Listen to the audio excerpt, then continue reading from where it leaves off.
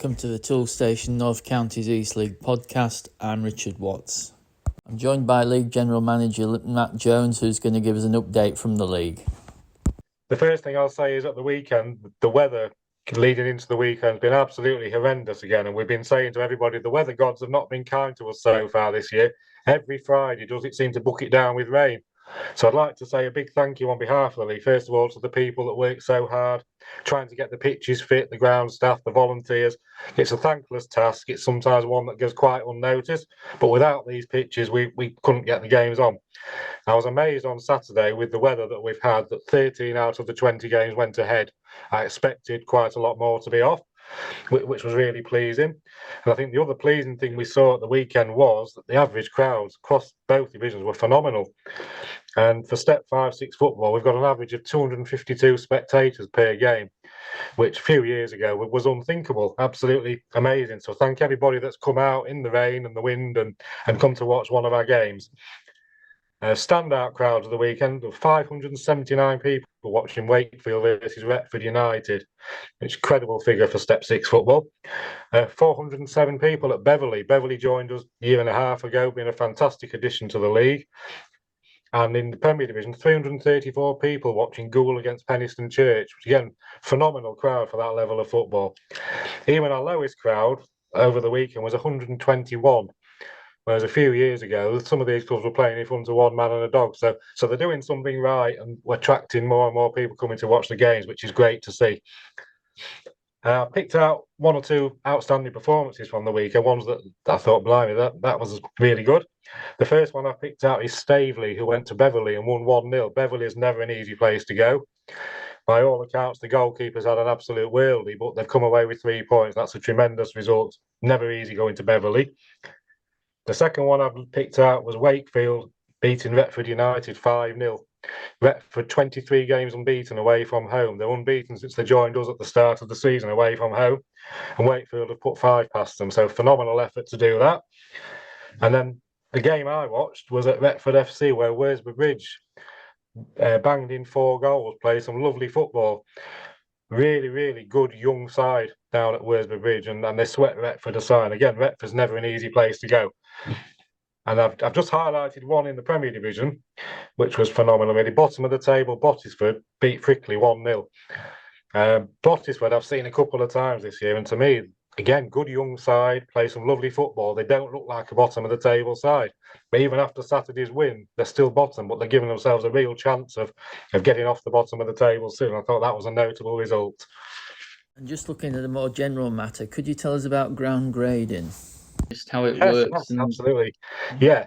So on to ground grading. Traditionally, until the start of this season, ground grading has been looked after by the FA, with a number of ground grading personnel across the country who go and visit the grounds, write a report. It's all done on paper, very old-fashioned system.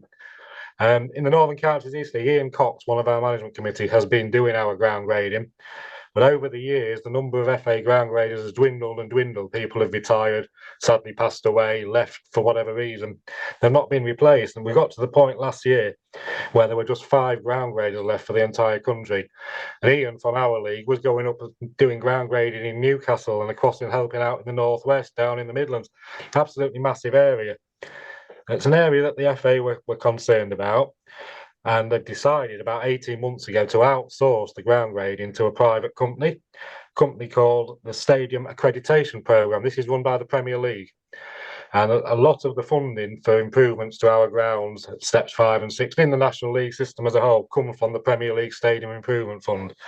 So the FA thought that would be a good idea if they were looking after ground grading as well.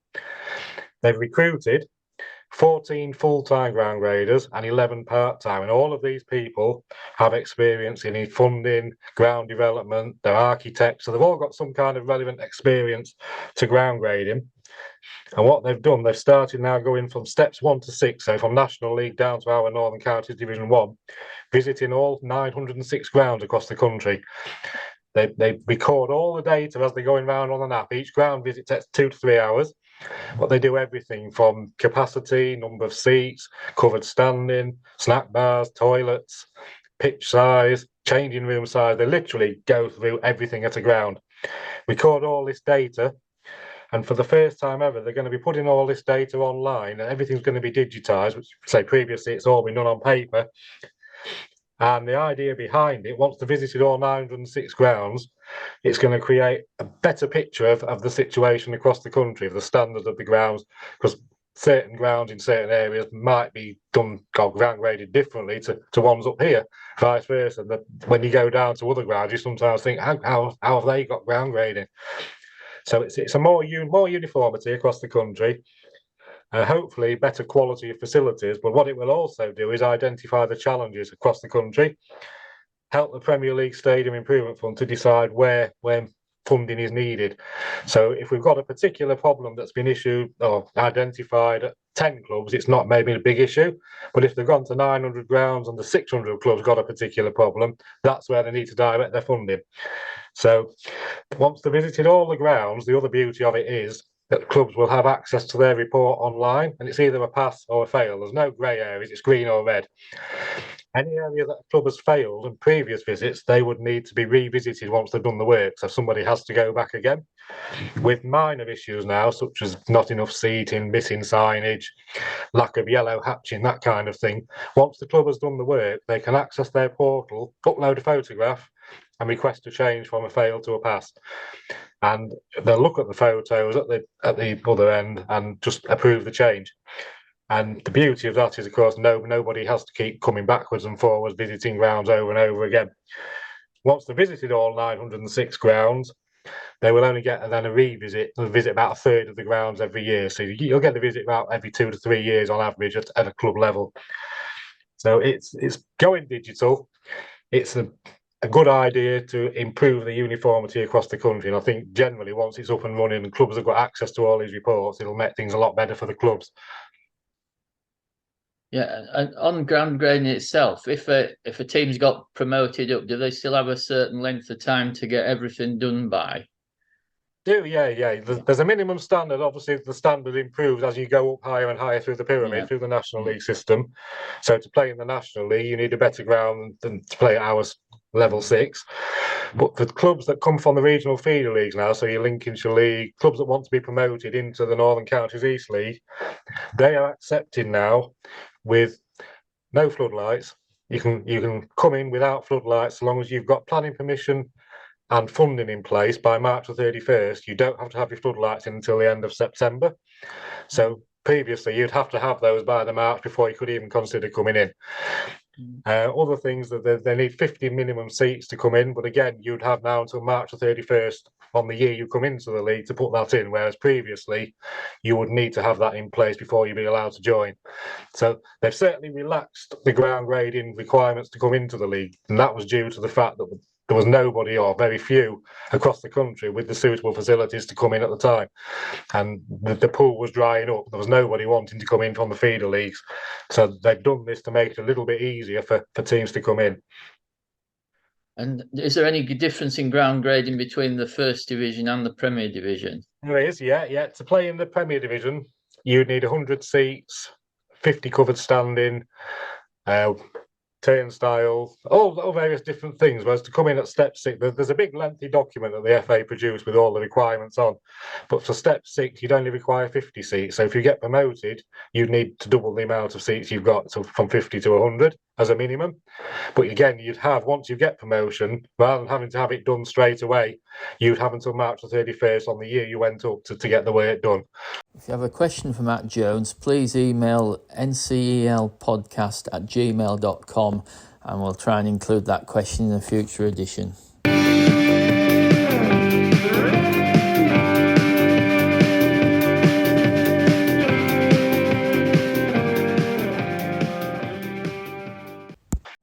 Volunteers are essential to all clubs at this level, and on the podcast we hope to feature a number of volunteers in future episodes.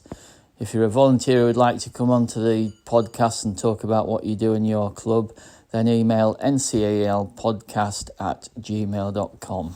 Now joined by Grace Ainsworth, who volunteers at Wakefield AFC.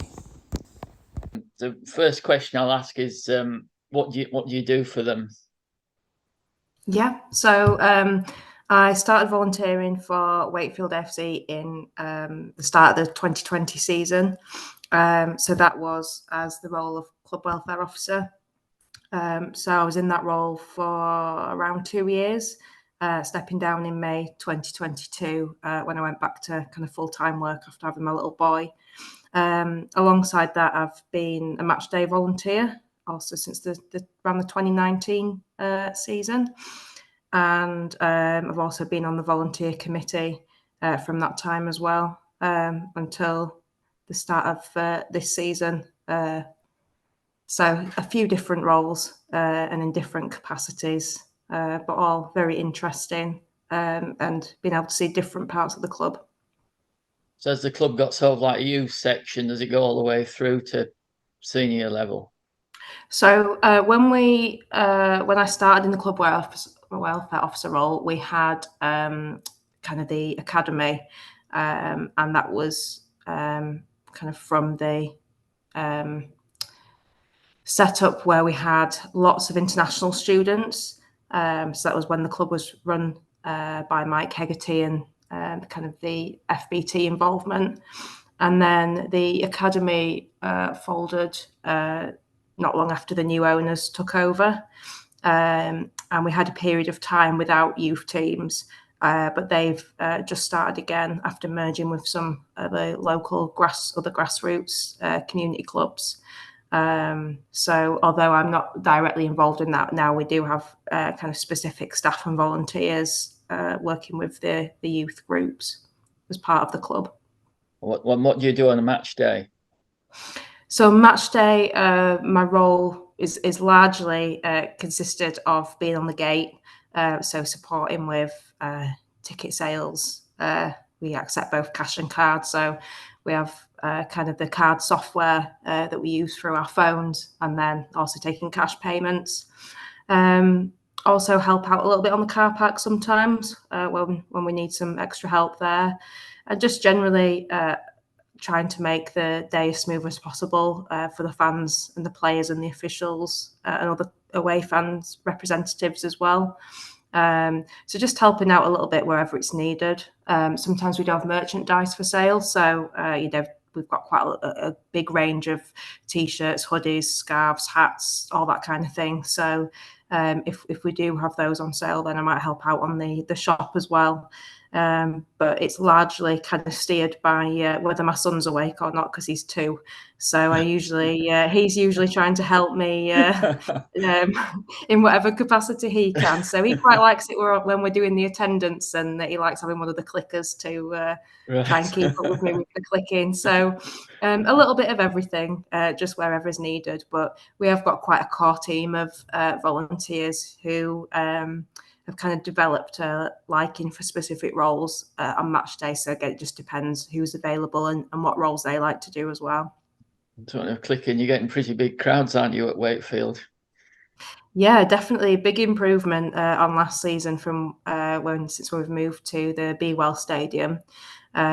So we've had some really good attendances, some high attendances of over 1,000.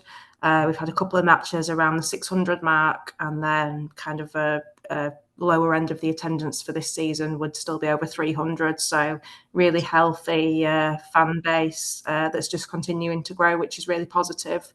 It hasn't always been that way. I remember 2019 season when we were back at Dorothy Hyman, there was about a 20 solid group core of fans. So come a long way since then, and it's really exciting that we've still got the kind of space in the stadium and the capacity to grow. So I can only kind of see it getting better for us. And it's going well on the pitch as well. Yeah, absolutely. Having a good streak of wins at the moment, which again is really positive. So it's kind of good to see that on and off pitch things coming together. So we've had consistent management, and we've had some players come and go, but we've had some good new additions to the squad as well as losing some good players. But the results seem to be coming our way. So yeah, I think that helps draw in the fans as well. How did you get involved with the club in the first place? So I've always followed football, but I was brought up watching Italian teams. That was what my dad followed. So Fiorentina was my team of choice as I was growing up. And then I've always lived in Wakefield, apart from my short stint at university where I lived away. So I was just really excited to see, I think it was an advert in the local newspaper, the Wakefield Express, one day saying that Wakefield was going to be getting its own team. So my husband and I went down to the first home match we had at Dorothy Hyman Stadium in 2019 as a fan. And it was not long after that first match that one of the other kind of core fans approached me and asked if I wanted to be part of the committee. And it kind of went from there, really, in terms of then getting involved with other aspects of the club. Any advice you'd give to someone who's thinking of volunteering at the local NCEL club? I suppose a piece of advice would be to think about how you can get the whole family involved. I think one of the really good things about volunteering for Wakefield AFC is that we have quite a lot of whole families that volunteer for the club. So I've mentioned about the roles that I do. As I said, my son gets involved as and when he can. But my husband also writes the official match reports that are in the paper every week. So he works really hard behind the scenes doing that. We've got another family where husband and wife and 2 children volunteer. Our club secretary, her husband's heavily involved, and their children come along. So I'd encourage people to think about how they can involve all the family and just really get behind the club and get to kind of know the players and things. In terms of anything else I'd want to add, just that it's kind of for me, it's the volunteering for the club is a really exciting opportunity to bring together something that I like to do, which is helping people, but also my love of football.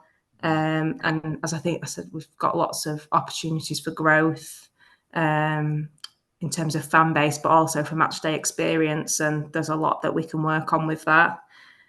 And just to give a shout out to all the other volunteers who work really hard. I think sometimes people assume at our level they kind of have expectations of it being Premier League or something, and I think people forget that that a lot of the people that they see at match days are volunteers, and that most of us have really busy working lives and families and households to run as well, but that we do what we do because we love football and we love the clubs that we're volunteering for.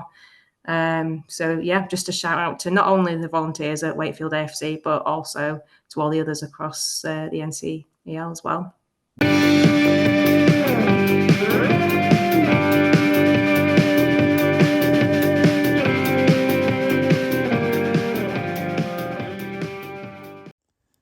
Next up, we've got NCEL Talk. On the panel, we've got Aaron Walton, Adam Gittings and Boyle. And I'll hand straight over to Aaron Walton to get things underway. Guys, Premier Division, NCEL Premier Division. What's our thoughts on who's at the top? I think it's Campion, isn't it, at the top?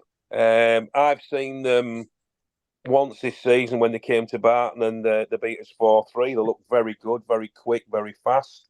What's your thoughts on Campion then, gents?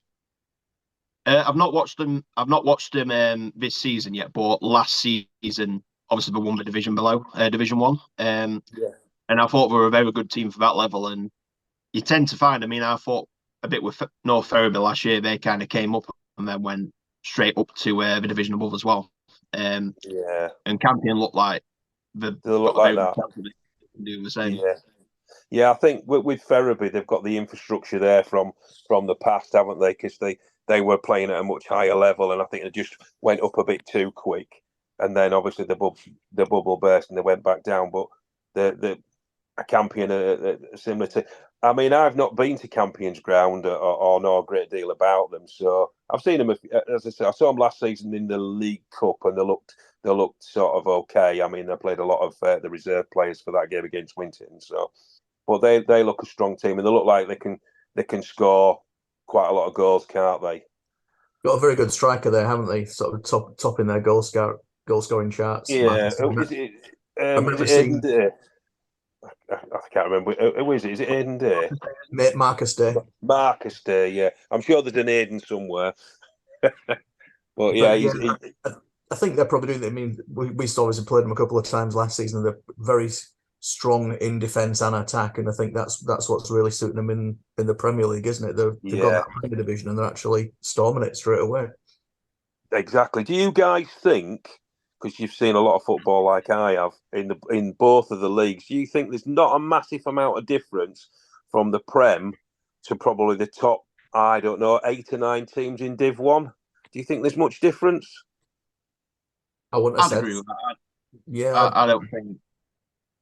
Like I said, I think the further you go down Division 1, I think there is a bit more of a gap. But I think compared to like, especially like your bottom half of the Prem to top half of Division 1, I don't think there's a great deal of difference. No. I mean, I've seen, as I say, I've seen quite a lot of Div 1 teams, and they look really good. A lot of the teams, and I don't know what you think about the Prem. I think that anybody can beat anybody on any given day.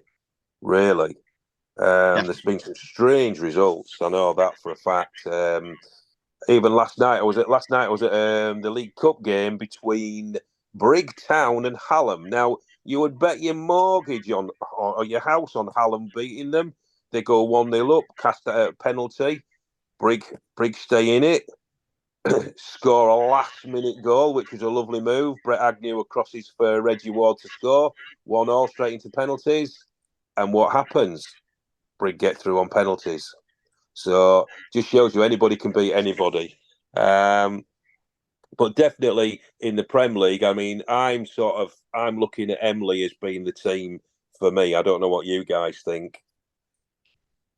I'd say so at a minute. I mean, they've got games in hand on Campion as well. I suppose I'd rather have the points than the games in hand, but you know, it's 2 strong teams. Anything can happen, really. Anything can happen. Yeah, I mean, well, Barton Town, our team, played 15.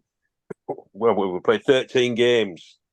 To your Rossington, 18 games. But you'd rather, I would say, like you, I'd rather have the points on the board rather than thinking, oh, we've got 5 games in hand. If we win all them, if's a big word, isn't it? So, but unfortunately, like Barton, like Tadcaster, the pitch is a tad wet now and again. Yeah. So we're going. We I have to say, Emily look a really good fit, and everything about Emily. I mean, the ground. It's a nice little ground. All the volunteers there are really good. Everything's clean and tidy, neat and tidy. The football's good on the pitch as well. So I think they're a really good bet for possibly being in the either going up automatically or being in the playoffs. Yeah, I think having that cup run helped as well a bit in FA Cup. Yes, so definitely. I think we got one at later qualifying rounds. I can't because it's keeping up with them. There's that many cups, isn't there? You've got your FA Cup, you've got your FA Trophy, you've got your county cups, you've got your League Cup. There's that many. It's difficult to keep up with them. So that's Emily. Any other teams that caught your eye then, Adam? Apart from Rossington, of course. Albion were looking good. I think they've stuttered a bit of late, but I mean, I've not watched them yet this season, but they started really strongly. I think they had a few games cancelled, but like I say, they won like the first 5 in a row or something like that, and then they've slowed down a bit lately. And I'm not sure if they had some points deducted as well, but 3 points deducted. I think in an eligible player or something like that. But any team that's got Cam and Aaron Batty in are a good team, aren't they? So I've seen them at where did I see them? I saw them at Bottisford, and I can't remember. I think it was a 1-1 draw in the end. It was a good game. It was a good game. They looked good. So you quite like Albion. They're always sort of up there, Albion, aren't they? And then maybe I know last season before, 2 seasons before that, they were struggling, and I think it was by default they kept up because Staveley asked to go down, didn't they? But I've always a lot of time for Albion. Good guys behind it, and I like watching them play on the pitch as well. So that's Albion. Who else have we got near the top who we're looking at for possible promotion? Garforth. Oh, Garforth. Well, they're always there. Any Paul Marshall team will play well, and they've They've got some good players. They don't tend to have a big rotation of players either, do they? They tend to keep the same players. I mean, one of my favourite players, well, two of my favourite players are there. Is Sam Barker, the Miners Messi. He's a really good player, and of course, who's come back is the manager's son, Charlie Marshall. He went to Scarborough. He's come back, I think. So Charlie, he can score some fantastic goals. I mean, he scored a goal against us at Barton Town last season, and for me, it was goal of the season. It was a lovely curling shot right into the top corner. So yeah, Garforth are always there or thereabouts, aren't they? And have we got any outsiders? We think any outsiders? Can you think of? What about your own team, Rossington? In ninth at the moment, going well. You like to hope so. It's they've had bad luck with injuries, but every team has bad luck with injuries. They've just been a bit inconsistent. The good thing with them is they've not had many like good winning streaks, but they've not had many losing streaks either. They tend to like win one, lose one a lot. Turn a few of them into wins, then we've got a really good chance because we've got players. You've got some super players. You've got players with experience. Everybody knows Ross Hanna in the league. I mean, he just scores goals for fun, doesn't he? Did he score one from the halfway line? Did he chip one in from the halfway line? I can't remember.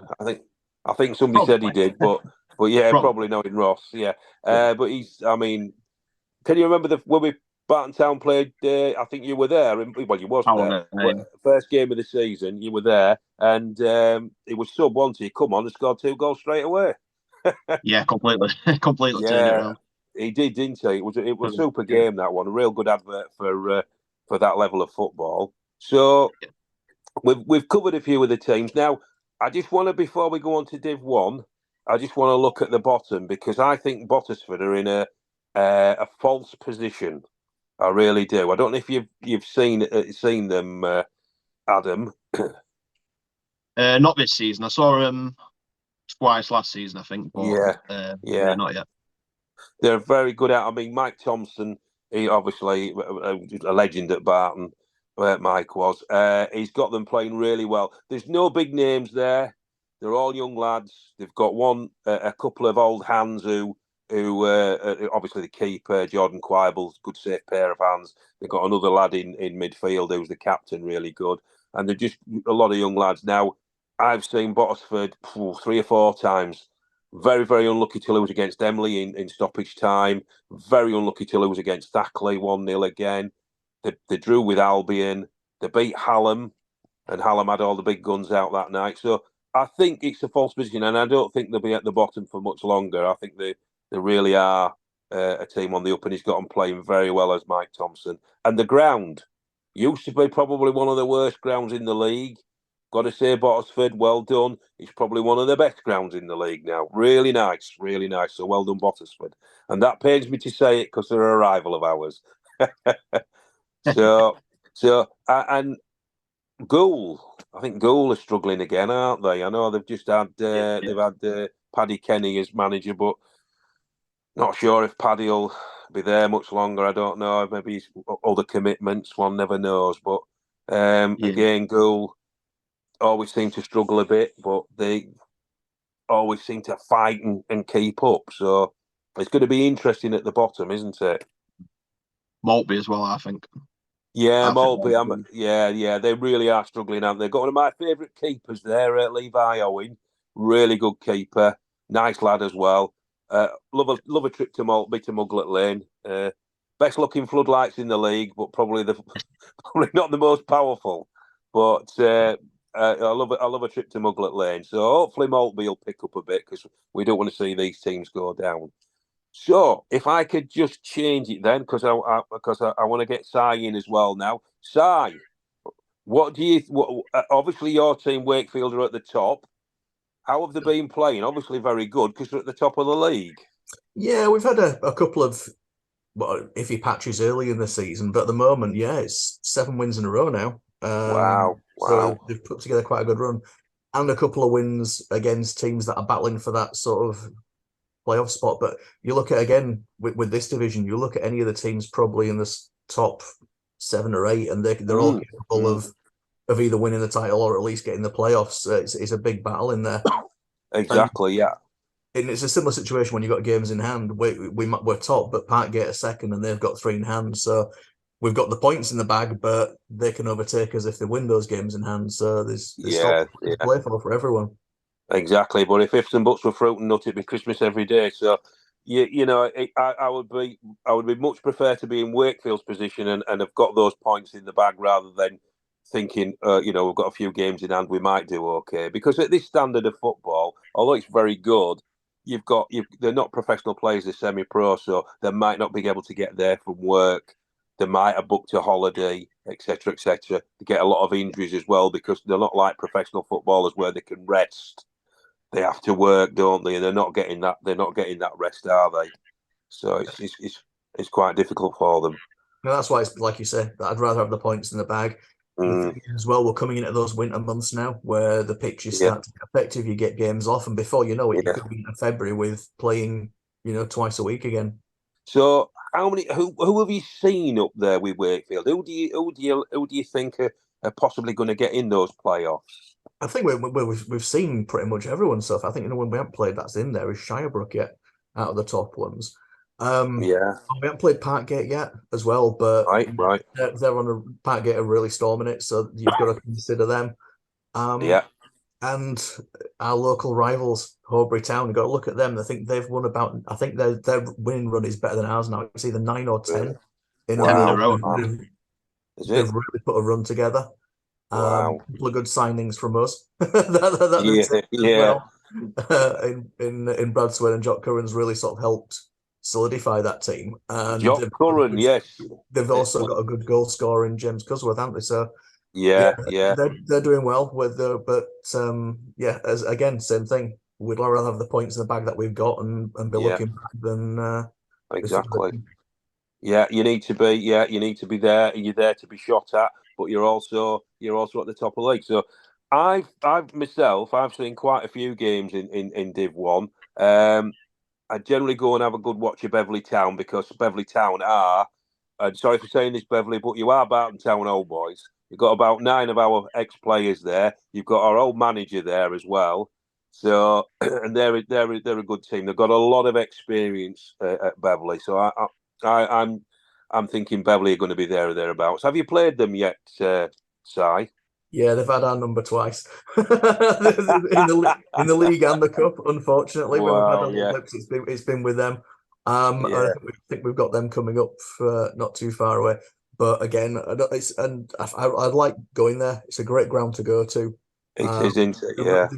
It's one of those teams that's got really good volunteers and friendly staff and everything, and it just makes for a good match day atmosphere. Exactly. And when they come over, they bring a bit of noise as well, which we like to have. Do, it's good. And I must admit, the town get behind them because they're getting some really good crowds, and it always looks full at Norwood, the Norwood ground, because if people haven't been, you can only go like around 3/4 of the ground because the cricket pitch is behind one of the goals, isn't it? So it's a strange ground. But as I say, they do get behind the team, and they've got some really good players there. One to look out for if people go to watch Beverley is a lad called Grant Tiggs. He used to play for Barton. Now he doesn't score tap-ins. He'll score some spectacular goals. He really does. So he's one to watch out for. And of course, Dave Ricardo, the manager, he's previous experience of getting teams up there. He was at Selby, Hall Road Rangers. So he knows the league, he knows the players, he knows everybody there, and he's a good manager. So anybody else? Scotty Phillips is still there, yeah, getting older but still scoring. He knows where the net is. I remember he scored against Rosa. Oh yeah, well he scores against most teams, doesn't he? Does Scott? Good player, like a Rolls Royce up at the front. Got Ben Hinchcliffe as well. Ben's brilliant because he'll close. Not always going to score your goals, but he'll close down. It's like the first line of defence, but he's right up in the opponent's penalty box. So it really good. But they've got some really good talent there at Beverley. Any other teams? I mean, have you seen any teams, Adam, in Div 1? Because you get about a bit, don't you? To be honest, I probably watch more Div 1 than Prem, to be honest with you. But a team, until probably Wakefield played them, Retford United, because they're an interesting one. Right, yeah, they are. They just seem to come off the rails slightly, don't they, now? Yeah. Yeah, I'm going to say they lost 5-0. To be fair, Adam, going into that game, we thought the same. We were going into that game thinking that was probably going to be one of the toughest tests of the recent matches for us. And it was a bit of surprise, a pleasant surprise, but, we thought we were going to have more of a challenge than we had in that one. Right, yeah. And beat you 3-0 first game of the season, didn't we? Yeah. As well.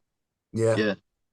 It was 3. And and they were very, very good side in that game. They really played some good counter-attacking from direct football. But yeah, we did the business on Saturday, thankfully. Yeah, they certainly did. Certainly did. And then they lost to Armthorpe, didn't they, on Tuesday or Wednesday night, didn't they? Yeah, we out there yesterday when we lost. It were. Oh, how did Armthorpe do then? Would they play well? Because they've been struggling, haven't they?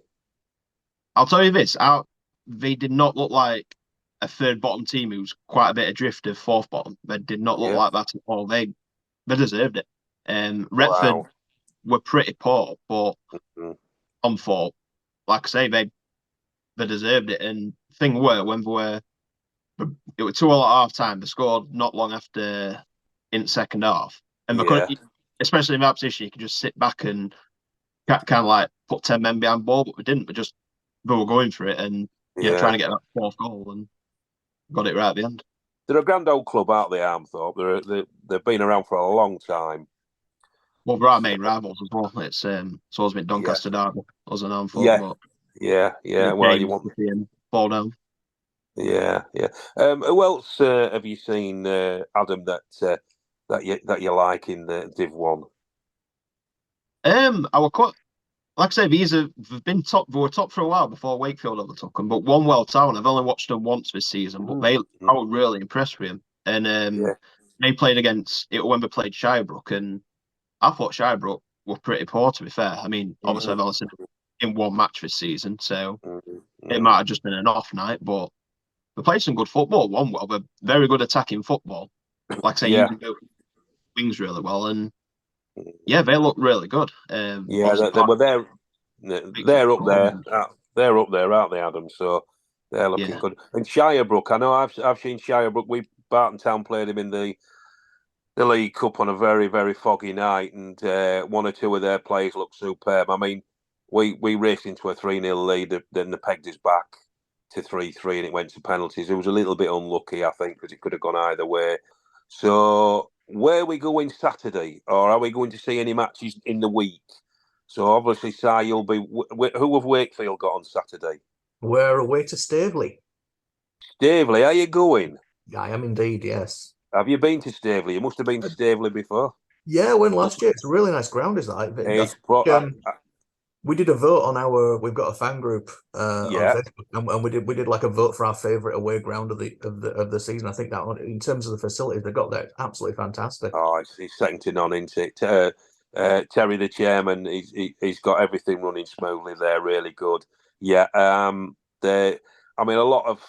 I think a lot of people around the game was, they've taken voluntary relegation, etc., etc. But who cares? Who cares? They're playing football. Terry's got them a football team there. They're playing football. They've got some of the best facilities in the league. You always have a warm welcome with the committee and the volunteers there. It's like you say, Sam. It's a fantastic club. I enjoy going to watch them, I must admit. So I think I must be a lucky charm for Staveley because I've seen them twice and they've won twice. Oh, don't come on Saturday then. No, I won't.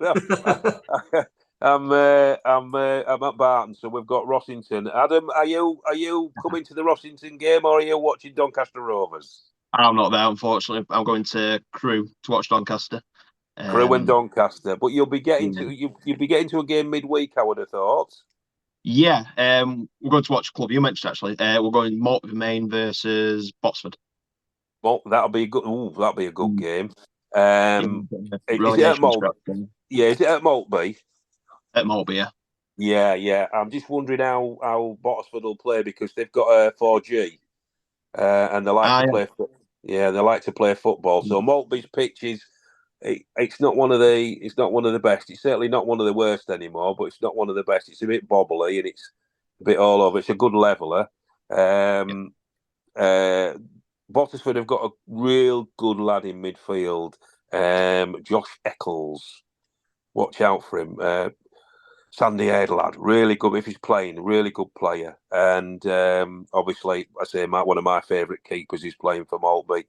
Levi Owen. So that'll be a good game to watch. And I don't think I've got a midweek game. I'm going to see your second team, should we say, on Saturday, Rossington playing Barton. That should be a good game. If it's on, I'm sure it will. We've got a couple of dry days, dry the pitch out. That should be a good game. I wouldn't like to say who is going to come out on that, but I'll probably edge my bets and say a draw. Because Barton haven't won for a while. We've drawn too many games. So I'll be honest, I'm quite surprised you guys aren't a bit higher up because I thought you looked pretty good against us first game of season. Yeah. So, well, thanks for everybody joining in. Thank you, Adam, and thank you, Si. And we'll see what the weekend brings and what next week brings. But just remember that everybody who comes to watch non-league football, get your mates to come down and watch it as well, because it's value for money and it's probably the best £5 or £6 you'll spend all week.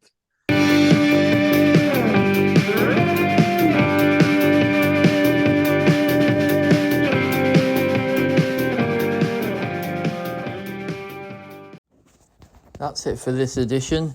If you've got any news for the podcast or you'd like to appear on the podcast, please email ncelpodcast@gmail.com. Thanks for listening.